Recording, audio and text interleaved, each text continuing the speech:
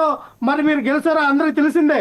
మీరంత పోటుగా అయితే ప్రజాస్వామ్యంలో ప్రజారంజకం జరిగినటువంటి ఎలక్షన్ లో మీరు ఎందుకు ఇటువంటి దీనికి వెళ్తూ ఉన్నారు దాడులకి?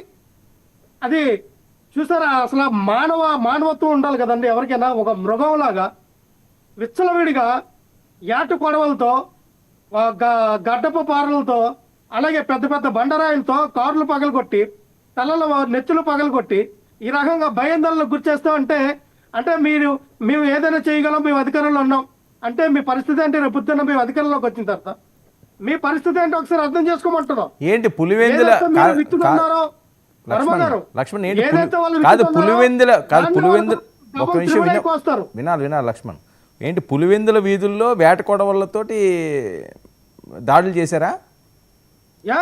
ఏట కొడవలు, గడ్డపారలు, గుణపాలు, పెద్ద పెద్ద బండరాలు. అక్కడ ఏంటంటే అక్కడ ఎమ్మెల్సీ రమేష్ యాదవ్ గారిని అలాగే జడ్పీటీసీ క్యాండిడేట్ అయినటువంటి వ్యక్తిని వీళ్ళందరూ కూడా చంపే కార్యక్రమం ఏర్పాటు చేశారు. వాళ్ళు పట్టపగలే చంపడానికి ప్రయత్నం చేశారు. ఎవరు వచ్చినా మేము ఇదే ధోరణి అని చెప్పి. అందుకనే అక్కడ స్థానిక ఎంపీ అయినటువంటి అవినేష్ రెడ్డి గారు వీళ్ళందరూ కూడా, మా సతీష్ రెడ్డి గారు వీళ్ళందరూ కూడా ఈ రోజున భారీ ఎత్తున నిరసన తెలియజేశారు. ఇది ప్రజాస్వామ్యమా? ప్రజాస్వామ్యాన్ని కూనీ చేస్తారా? ఇటువంటి దాడులు సమంజసమైన ప్రజాస్వామ్యంలో ఎందుకు ఇంత మరి పిచ్చలవిడిగా విరవీగుతూ ఉన్నారు?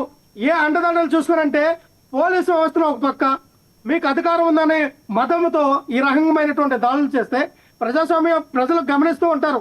ఎవరిని వేయాలి, ఎవరిని గెలిపించాలని ప్రజల చాయిస్ అది.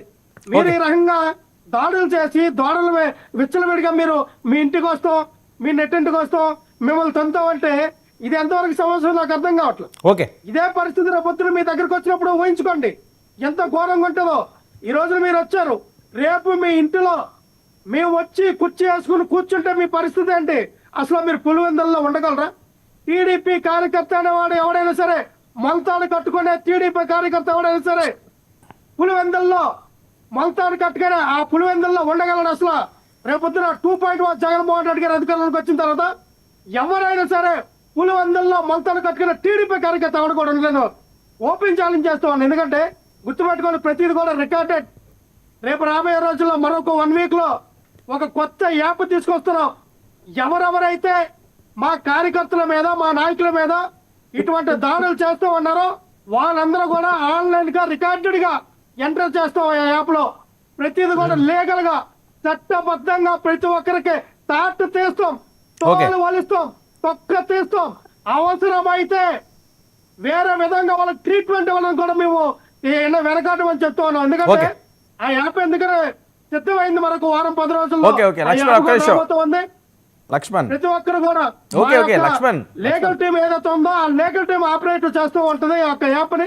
ప్రతి ఒక్క కార్యకర్త కూడా దాన్ని డౌన్లోడ్ చేసుకొని ఎక్కడ ఏ అధికారి, ఏ యొక్క అధికారంలో ఉన్నటువంటి ఎమ్మెల్యే గాని, మినిస్టర్లు గాని, లేదా అధికారులు, పోలీసు ఎవరైనా భయాందోళనకు గురి చేసినా, మా ఆస్తులు భంగా కలిపినా, మాకు ఎటువంటి దాడులు చేసిన ప్రతి ఒక్కరు కూడా నోటెడ్ అవుతారు.